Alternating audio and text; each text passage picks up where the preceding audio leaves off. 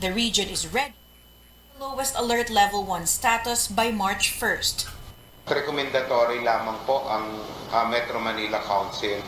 Pero traditionally po, sinusundan naman po or pinagbibigyan ng IATF ang kahilingan ng Metro Manila mayors. The mayors say they base their decision on declining COVID-19 cases. And there has been no spike in infections the past 2 weeks amid campaign activities. The health department, however, notes the vaccination rate should be a factor in any decision. This means 80% of senior citizens and persons with underlying illnesses should have a complete dose before an area shifts to alert level 1. San Juan Mayor Francis Zamora says this will not be an issue, at least for his city. He notes that 100% of the target population for these groups have been fully vaccinated. That is why also we have been given by the DOH a certification that allows us an additional 20% of operational capacity in terms of our businesses and activities. So in fact, here in San Juan, we have been operating in a de facto alert level 1 already. Manila Mayor Isko Moreno, meantime, says it's time for Filipinos to learn how to live with the virus. Ang aming oxygen level reserve ay mataas at ang aming mga doktor at nurse ay malusog so far, no? Ligtas sa kapamakan. So we are ready. Under alert level 1, capacity restrictions for indoor and outdoor establishments are lifted. Public transportation will be allowed to operate at full capacity. With minimum health standards as the only requirement, authorities expect more businesses to open, and more people should be out and about wearing face masks. AC Nichols, CNN Philippines. The Interior Department yesterday urged authorities to reconsider the possible shift to Alert Level 1. Interior Undersecretary Jonathan Malaya explains the challenge to observe minimum public health standards will double once local candidates begin their campaign on March 25th. There is no need to wait for a vaccine specifically made to fight the Omicron coronavirus Dr. Martin G's shared members of the vaccine that shows a regular immunologist Dr. Martin G's shared a recent study that shows a regular Moderna booster shot and an Omicron-specific Moderna vaccine have nearly the same antibody levels produced in monkeys.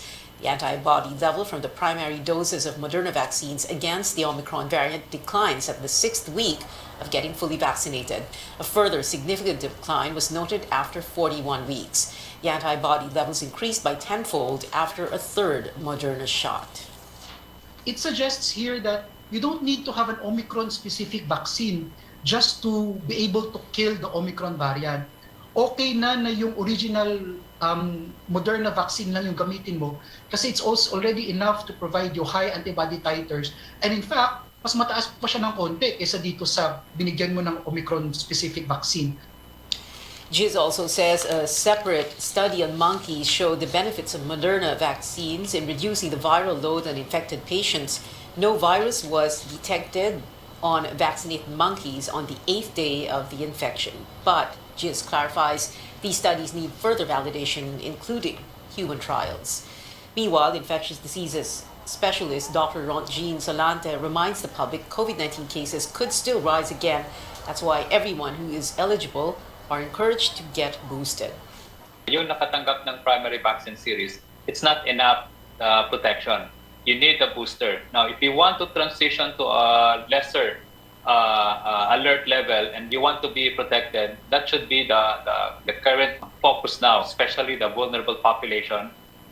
Another LRT station opens for COVID-19 vaccination. Commuters also lined up to get their shots at the Antipolo station of LRT2. Vaccination is available there every Wednesday and Friday, 8 a.m. to 5 p.m. Its Recto station is also open for inoculation every Tuesday and Thursday from 8 in the morning to 5 in the afternoon.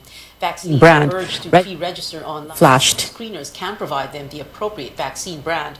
Registration sites are flashed on your screens. While vaccinations prevent severe to critical infection, a study from the United States reveals people with COVID-19 may be prone to long-term cardiovascular diseases. A study from the journal Nature Medicine shows those with prior COVID-19 infections are over 60% more likely to develop heart complications. The risk was found in all ages, sexes, races, and cardiac risk factors like smoking, high blood pressure, and obesity.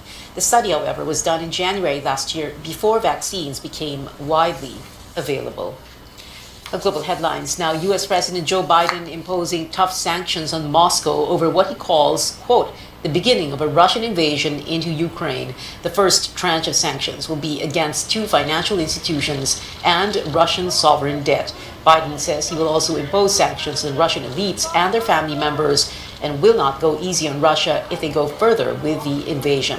Ukraine, however, says these sanctions are not enough. No sanctions will be enough until Russian boots withdraw from Ukrainian soil. This is fundamental principle that we have to keep putting pressure on Russia, and we in Ukraine proceed from the fact that the sanctions announced today by President Biden is just the beginning of the process of deterring President Putin and making him withdraw. That's why I said in the press conference that we like what we saw today, but it certainly won't be enough, and this strategy has to be continued. Australia, Japan, the United Kingdom, and the European Union also imposed major financial and economic sanctions against Russia after Russian President Vladimir Putin ordered in troops into 2 pro-Moscow regions in eastern Ukraine. With the looming war between Russia and Ukraine, the government ramps up efforts to bring home Filipino nationals from the Eastern European country. But as Krista Nodalo tells us, many of them still insist they want to stay in Ukraine for now. It's wait-and-see situation for many Filipinos living in Ukraine amid the escalating tensions and the threat of war between the Eastern European country and Russia. Despite warnings of a full-scale invasion from Moscow, some images of calm and normalcy in Kyiv, Ukraine's capital. Filipina Rhea Taibov said it would be difficult for her to leave her Ukrainian husband and daughter. To be honest po, ano na rin po ako, parang feeling scared na rin.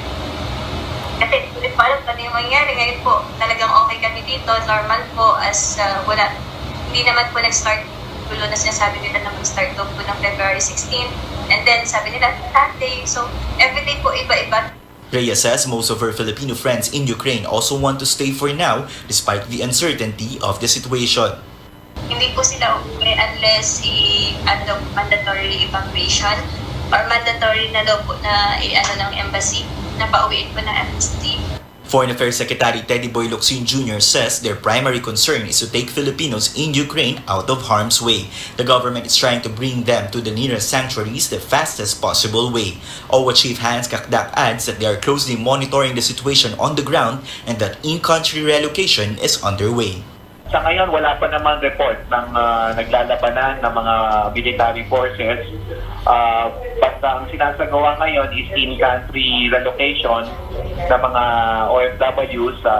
At least 3 batches of OFWs have been relocated to safer ground. Kakdak says the government is also offering free flights to those who want to come home. Sa ngayon, nag-offer din ng free commercial flight, free plane ticket ang DFA, and may iba na nakarating ng Biyernes na gabi, may 2 na tinanggap yung offer ng DFA particular to free plane tickets, free flight. An international relations and security analyst says they are anticipating 2 scenarios in Ukraine should all diplomatic efforts fail. Isa sa mga likelihood na scenario ay magkaroon ng civil war sa Ukraine. So, yung civil war will become the proxy war of US and Russia. Ang isa pang possible scenario ay talagang magkaroon ng direct confrontation between NATO countries led by the US and Russian forces using Ukraine as the battleground. And pag nangyari yan, baka mag-spill over yan sa wider Europe, and that would create tremendous global economic repercussions.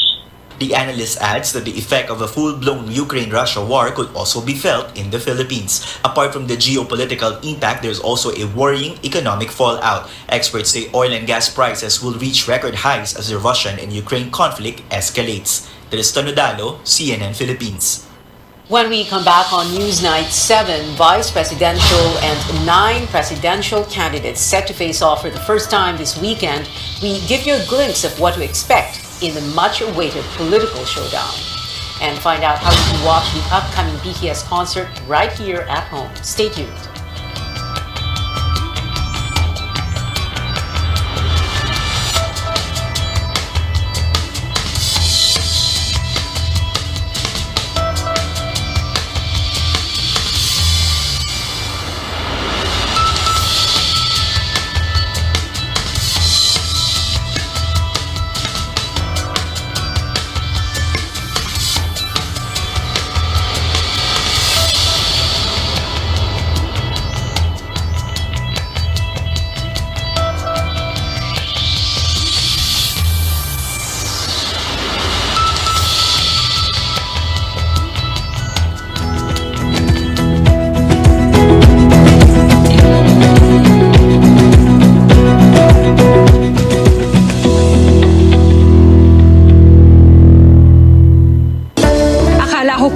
the universe was the ultimate, but there's more.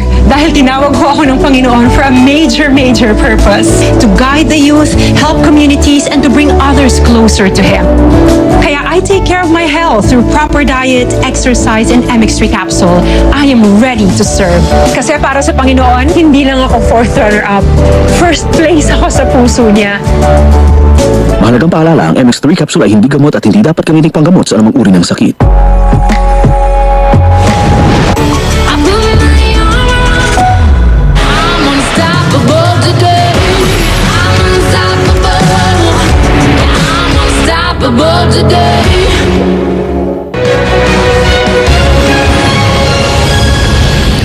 Welcome back. The waiting game continues for GP. Welcome back. The waiting game continues for jeepney drivers looking forward to receiving their subsidy from the government amid rising fuel costs. The Transportation Department says it is fast-tracking the rollout. Joining us now is Rex Remigio live from Mandaluyong City. Rex, did the DOTR give a definite date already? Well, none so far. What they're only telling us is that the Transportation Department is already coordinating with the Budget and Management Department regarding the release of the 2.5 billion peso fuel subsidies at the soonest possible time. This will come from DOTR's budget under the General Appropriations Act. Every jeepney driver can receive 6,500 pesos. Drivers of bus, UV Express, TNVS, or ride-hailing app vehicles, tricycle, and other types of public transport can get the financial aid as well. This means over 364,000 drivers will now benefit from the subsidies. That's from 136,000 last year. Kami po sa Kagawaran talagang nagmamadali na po kami implement ito dahil ramdam po namin ang hirap ng ating mga drivers at operators ngayon dahil lalo na pong tumataas ang presyong petroleum products at ayaw naman po natin magtaas din ng pamasahe sa puntong ito dahil nasa pandemya pa tayo at ayaw nating ipasa sa publiko yung gastos dito. Some lawmakers have been urging transport authorities to release the subsidies immediately. Local fuel prices have gone up for 8 weeks in a row this year, and it doesn't stop there. Industry sources say petroleum companies are expected to implement another round of oil price hike Tuesday next week. Dubai crude, the reference price for Asian market, has reached more than $91 per barrel. That's why transport groups are calling for a 1 to 2 peso fare increase. Transportation Assistant Secretary Steve Pastor, however, says it's up to the LTFRB to decide. He adds that lowering the COVID-19 alert level in Metro Manila should be considered, saying this would mean more passengers and more income for drivers. But for those down the chain, it's easier said than done. Back to you. Rex Remigio there reporting.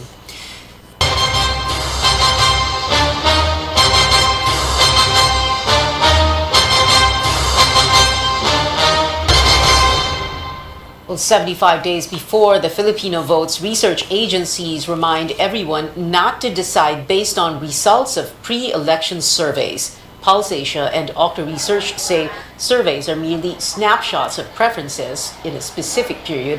The groups also caution against surveys making the rounds online, adding that people should look at the methodology to determine whether a survey or a study is reliable. There are many things that affect the reliability of the survey, and it really has to do with the questionnaire, for example, the method that is used in terms of conducting the survey, and the sampling per se is something that's important. Surveys are there to provide information, but they should not be the basis of your vote. Your vote should be disciplined by ideas, platform, program of your candidates and the parties that you're supporting. Earlier this week, the University of the Philippines School of Statistics warned against surveys with questionable methodologies, calling them Kalye surveys that ask people on the streets who their preferred candidates are. Now look at what some presidential candidates are up to. The Lakas CMD party claims 28 out of 31 mayors in Negros Occidental are backing Bongbong Marcos and Sara Duterte. It adds all 6 congressional district representatives in the province have also expressed support for the tandem. During the 2016 vice presidential race, Marcos only got 13% of the votes in that province against Leni Robredo's 59%. Farmers in Sumila, Bukidnon marched with Robredo again, this time in support of her presidential bid. They also rallied behind her VP run in 2016. Back in 2007, Robredo marched with Sumila farmers to fight for the reclamation of their 144-hectare ancestral land. Senator Manny Pacquiao is pushing for a higher minimum wage to help families deal with rising prices of basic goods. He made the call after visiting 2 wet markets to buy groceries. He says the experience made him realize the minimum wage of 13,000 pesos is no longer enough for an average Filipino family of 4. Senator Ping Lacson denies attacking another candidate when he talks about thieves in government. He maintains he will not participate in mudslinging in the campaign. So, nung habang nasa Baguio kami, tinawagan ako. Sabi sa akin, taga Cebu to pre, pakiusap naman niya, baka naman, wag mo namang atakihin. Sabi ko, give me proof na meron akong inattack na presidential candidate. Wala. Pag sinabi kong galit kami sa magnanakaw, galit kami sa magnanakaw. Wala kami sasabing galit kami kung kanino. Walang tao. Kung may tinamaan, hindi namin kasalanan ni Senate President John. Manila Mayor Isko Moreno is pushing for a number of changes to the Constitution if elected president. These include a region-based Senate, a 2-party system, and tandem voting or a single vote for president and vice president. Moreno believes such moves will help unite Filipinos and prevent partisan politics. 2 bawat rehiyon. So that is 34 senators.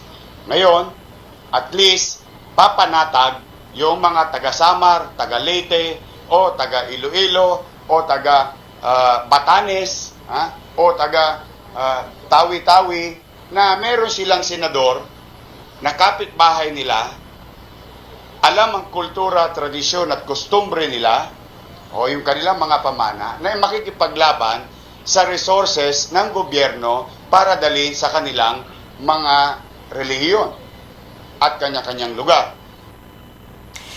This weekend's back-to-back political showdown, the first presidential and vice presidential debates with an almost complete attendance, will be as exciting and impactful as the CNN Philippines vice presidential debate in 2016, except this time there will be no live audience, adhering to health and safety protocols amid the pandemic.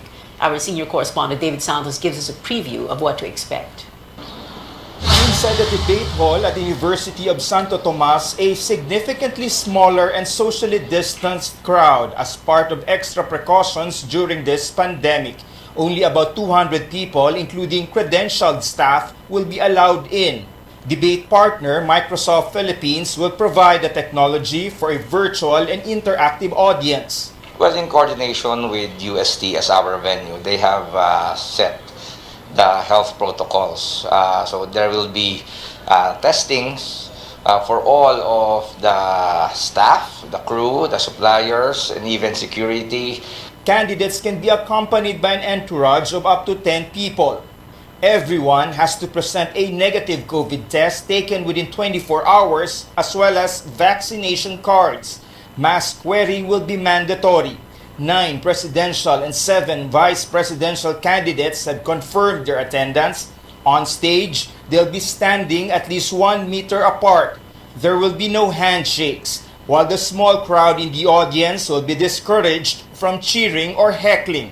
Empty podiums with their names on it will be kept on the stage for candidates who opted to skip the debates. Being a politician in a democracy means you will be challenged by the opposition all the time. You will be asked difficult questions by the media all the time. You are held up to international scrutiny. If you can't even handle a debate, you probably shouldn't be there. For 2 hours, those present will battle it out over the pandemic, the economy, corruption, and peace and order, among other big issues. CNN Philippines anchors Rico Hizon and Ruth Cabal will moderate Saturday's vice presidential debate, and Pia Ontiveros and Pinky Webb for the presidential debate on Sunday. meron din tayong mga ibang phone-in questions or questions from social media para talagang mapupulsuhan natin yung ground, no? Yung mga issues na talagang, kumbaga yung sinasabi nga natin, malapit sa sikmura, no, ng mamamayan. The candidates will all be given limited time to answer and rebut opponents with the hopes of keeping their exchanges lively but also civil and respectful. David Santos, CNN Philippines. Police are on hand to secure the UST campus this weekend. Manila Police District Director General Leo Francisco says more than 100 personnel will be deployed to enforce strict security checks starting noontime Saturday, February 26th. May mga team kami mag-inspect sa venue. May mag-inspect kami sa within the perimeter of the venues. Kailangan talagang prepared kami, kailangan namin masecure yung bawat isa, lalo na yung ating mga kandidato at yung mga taong pupunta doon. So, andun pa rin yung pag-maintain ng minimum public health standard, andun pa rin yung pag-wear ng face mask at yung distancing. So, yun yung mga titingnan natin sa araw na yun. Francisco says officials are studying if road closures will be implemented on a section of España Boulevard fronting the venue. He discourages supporters of candidates from staking out outside UST for safety reasons. Sa lahat ng supporters ng ating mga candidates for Vice President and President, bawal po talagang pumasok sa loob ng UST campus and or UST area. Kaya nakikiusap po ang pamunuan ng Manila Police District na para maging maayos po ang lahat, mas magandang hintayin na lang natin sila. Live naman ito na mapapanood sa CNN. COMELEC has approved CNN Philippines' request for accreditation for its vice presidential and presidential debates this weekend. The approval came during the COMELEC's en banc session this afternoon. CNN Philippines has assured the poll body that it invited all candidates to the debates and complied with health protocols. The network will also submit all documents necessary for this accreditation. So join us as we remain committed to helping the Filipino make an informed choice on May 9th. Catch 7 out of 9 vice presidential candidates in our debate this February 26th, live at the University of Santo Tomas.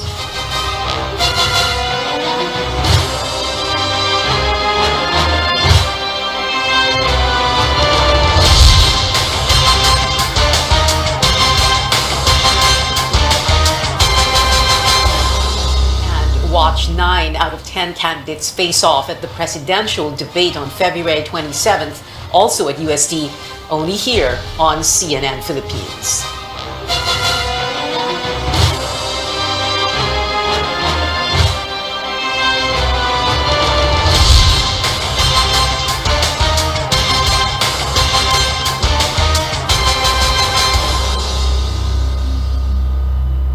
Coming up, Olympic pole vaulter EJ Obiena makes the country proud again with a victory at the Orlin Copernicus Cup. And listen up, BTS fans, prices and schedules for the K-pop group Seoul concert cinema showing have been released. Details after the break.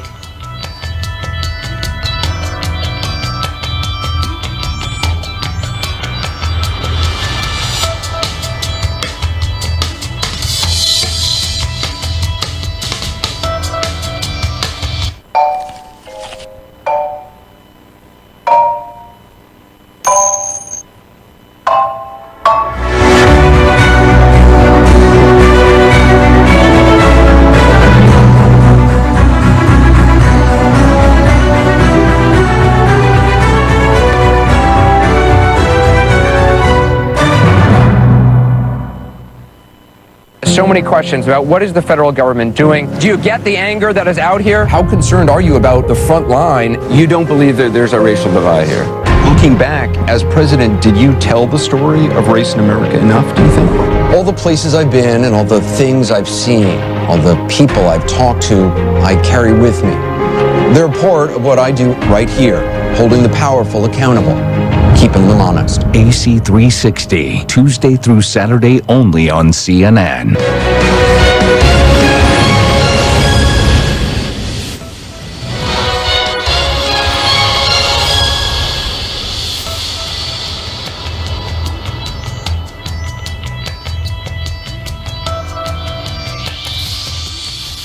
Welcome back. Pole vaulting sensation EJ Obiena does it again. The Olympian bagged his second gold medal this year, ruling the Orlen Copernicus Cup in Torun, Poland today. Obiena matched his season best, tying his earlier record of 5.81 meters at the Orlen Cup.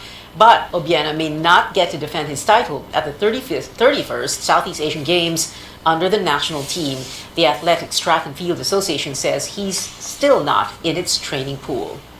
K-pop updates now. Pinoys in the BTS army get to watch the Permission to Dance on Stage Seoul concert right here at home. Along with theaters around the world, SM Cinema will show the group's March 12 show straight from South Korea. Tickets will cost more than your average movie at 1,900 pesos. But you get the concert experience in real time for the 4:45 p.m. schedule with an immediate playback at 8:45 p.m. Fans have even more to look forward to with 4 new BTS shows to take place in Las Vegas in the United States. The K-pop group will perform on April 8, 9, 15, and 16 at the Allegiant Stadium. The last show will be streamed online. Still in music, pop stars Camila Cabello and Ed Sheeran are working on another song together again. This time, it's a duet called Bam Bam, coming out on March 4. In a post about the song, Camila calls Ed one of her favorite artists. The two also worked on South of the Border, featuring Cardi B, and an unreleased track called The Boy. And that is it for now. Join me again on News.ph at 7 p.m. I'm Pio Ontiveros for Newsnight, where we go above and beyond the headlines.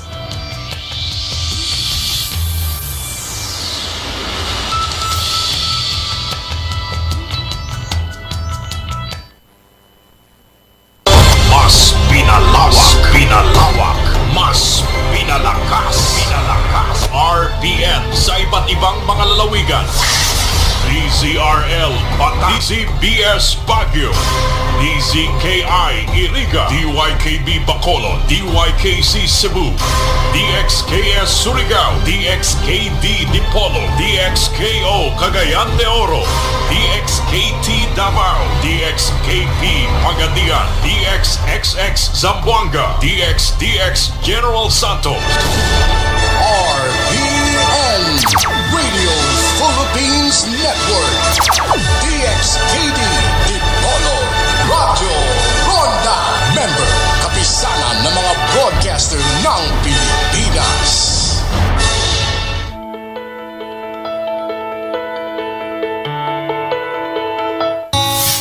Does your stomach feel full, tight, or swollen after a meal? Chances are you're probably bloated. Bloating causes the belly to look larger than usual, and it may also feel tender or even painful. It has a lot to do with what you eat and how quickly you eat. On today's program, we'll talk about why and when bloating happens. We want to help you better understand the care you need and deserve. I'm Dr. Freddy Gomez, and you're watching MedTalk Health Talk on CNN Philippines.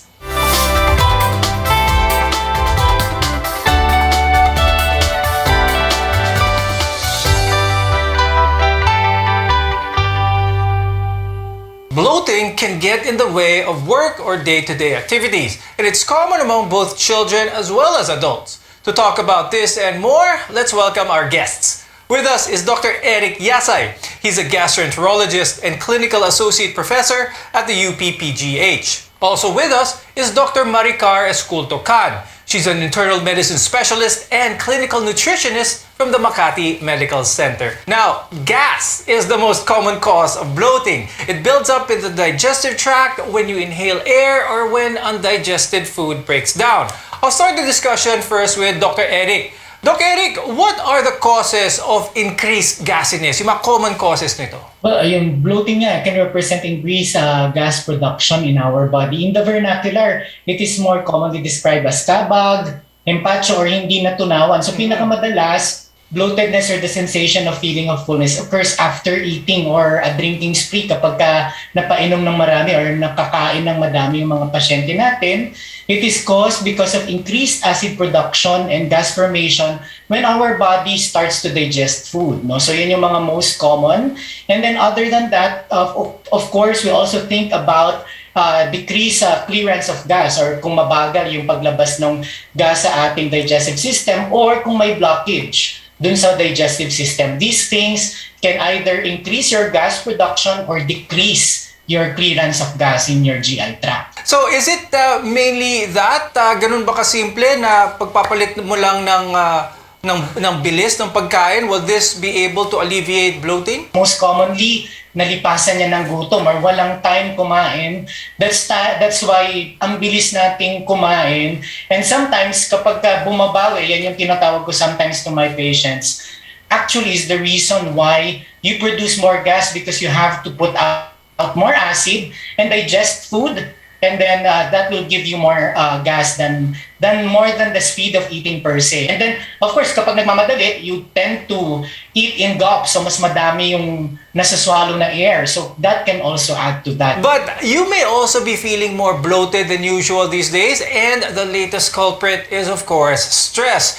Ngayon, Dr. Maricar, paano ba nagkakos ng bloating ang stress? Halos lahat ng tao very stressful nowadays. Okay, so usually when we are stressed, diba, we tend to seek foods that are salty or sugary, no? Sometimes referred to as your comfort food. So it is another contributory factor to bloatedness, which is the character of the food. So if you will eat foods that are high in sugar and salt, but low in fiber, such as highly processed foods, because they can slow down the transit of the food in the GI tract. So also, when you eat these processed foods, you tend to drink carbonated sodas also, di ba, yung soft drinks, or some people, sparkling water. So these drinks are infused with carbon dioxide that can aggravate actually the bloatedness. But I'd like to talk about cigarettes naman and how this affects not just your stomach or bloatedness, but the entire body, because when smoke is inhaled, it also enters the stomach and it goes through the blood system. The elements of the cigarette goes all the way around the body, and it can cause bloating. Now, my question is, Dr. Maricar, how does cigarettes affect someone's bloatedness? So perhaps I think it has something to do with the inhaled air that causes the bloatedness whenever a person smokes. Now, I'd like to talk to Dr. Eric. What other factors do Filipinos commonly do that can contribute to bloating? Well, madami tayong habits, no, as Filipinos. So we are very fond of buffets. No, well, probably the pandemic has decreased that episodes of buffets. But our eating styles and habits actually can add to the risk of developing bloating. So, madalas tayo nagpapalipas ng gutom when we're busy, and then we overcompensate by eating a lot after when we have time to eat. And then, yun nga, takot tayong magutom Yan yung culture natin So that's why we tend to eat more than we should, and that causes bloating. Fiber is essential for a healthy diet, and it's best known for its ability to prevent or relieve constipation. But high fiber food can cause some to produce excessive amounts of gas, causing bloating. Dr. Maricar, what are some examples sa mga pagkain na mataas ang fiber? Some clues to look for if you want to choose high fiber food items. So when you see the word whole grain, whole wheat, and bran, whenever you choose your bread, your rice, or your cereal, so that means that you are choosing high fiber options. In terms of fresh fruits naman, I advise them to choose the fruits that are pulpy or those that are usually eaten with the skin, such as your apples, or fruits with fibrous flesh, such as your pineapples and your mangoes. So for the vegetables naman, they are usually your leafy greens. And of course, you also have your nuts and seeds, which are also included in your high fiber list. Now, how does light exercise naman after eating? How can this help reduce that feeling of bloatedness for some people? Now, a lot of people might think exercise, when they think of exercise, it's something really rigid. But a light walk, a short walk, is this a simple activity with a lot of benefits? Yes, actually, when you do physical activities, such even kumbaga short walks around the block, it can stimulate movement of your bowels, which can facilitate the movement of the trapped air. So it can be helpful. A lot of our viewers say that ginger naman is also said to reduce bloating. Is there any truth to this, Maricar? Marami bang benefits ang ginger in the form of maybe tea to help those who have frequent bloating episodes after eating? Actually, I come across 2 studies relating ginger and bloatedness. So basically, the mechanism is that ginger aids in speeding the emptying of the stomach, as well as relieving patients who have functional dyspepsia. So that's the population of the patient that they investigated.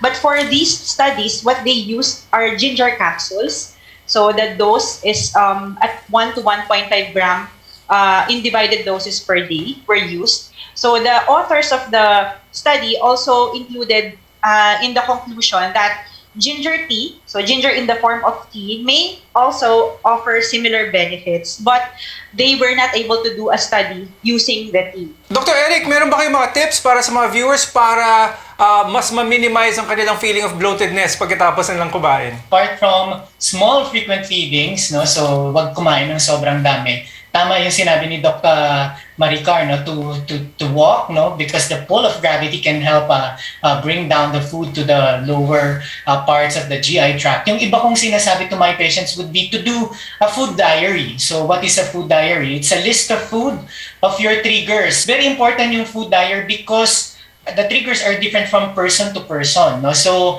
hindi naman pwedeng diktahan natin na ito yung one size fits all, na ito yung kakainin at hindi. What actually is more useful is a person to do his or her personal food diary of food triggers so that ito yung mga iiwasan ng food. Now, bloating is not always from eating too much or too fast, as earlier mentioned, but sometimes there could be a health issue behind it. We'll talk about this and more when we come back. We're together in health.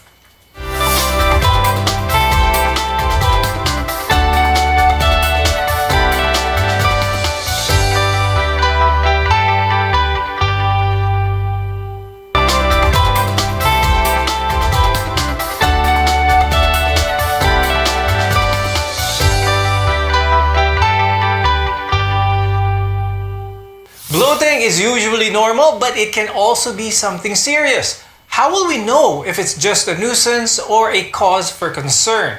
I'm Dr. Freddy Gomez, and you're watching MedTalk Health Talk on CNN Philippines, where your care comes first. Dr. Eric, what are some of the medical conditions that may cause bloating? The other conditions that can cause bloating would be mechanical conditions. Ibig sabihin, pag may bara sa digestive tract. No? So this happens when you have inflammation of your GI tract or if you have tumors of your GI tract. Like for example, if you have colon cancer, the gas gets trapped inside at hindi makababa yung gas doon and you will feel bloatedness. So another condition would be what we call paralysis of the GI tract. No, we call it ileus scientifically. No, pero a lot of patients who are bedridden, who suffer the stroke, who have severe infections or uncontrolled diabetes will have a slowdown of the movement of the GI tract. Kaya natatrap din yung air inside. No? So these are just some of the medical conditions that have explanations. Now, a person with food intolerance has a difficulty digesting certain foods. And this is different from a food allergy, which results from an immune system reaction to a specific food. Dr. Maricar, how can a person tell if their bloating is caused by food intolerance? So actually, there are tests that we can do. I refer my patients for them to have the food intolerance test, so which is actually a blood test wherein the patient's blood will be extracted and then it will be analyzed if they have an intolerance to certain food items. So usually there's a panel of food lists and then food items are interpreted if they should be eliminated or they can be eaten in moderation by the patient or they can continue to consume these certain food items. We've been talking about bloating for a while, but a lot of people, when they hear about bloating, they also may associate it, especially women, during the part of their menstrual cycle. Dr. Maricar, is this the same thing? How can a woman tell if it's bloating or weight gain? Okay, so that's a very challenging question, but perhaps I think the best way to determine if the bloating is just caused by hormonal etiology is to observe if it is associated with other symptoms of your premenopausal symptoms such as mood changes, any discomfort that you feel in the hypogastric area. Meron bang mga gamot na pwedeng regularly tinitake ng mga tao that may cause bloating? Yes, so madami talaga. So very common dyan would be your pain relievers, no? So syempre, of course, a lot of them would be over the counter and our patients will not know na these medications actually decrease the protections that we have against acid. Examples of this would be aspirin, mefenamic acid, celecoxib, diclofenac, naproxen. Yan. Very, very common yan sa amin to see patients with that. And then the other medications that sometimes are over the counter and are abused would be the medications against diarrhea. Of course, di ba kapag ka may diarrhea ka, mabilis yung paghilab ng tiyan mo, you want to stop that. No? So that's why you take Buscopan or Imodium or loperamide. No? So this naman has the side effect of paralyzing your GI tract and then hence trapping air and causing bloatedness. Okay, so temporary bloating shouldn't be a cause or worry, but anyone with bloating accompanied by other symptoms should see a doctor. When we come back, what else can you do about your bloating concerns? Stay with us. Your health is our mission.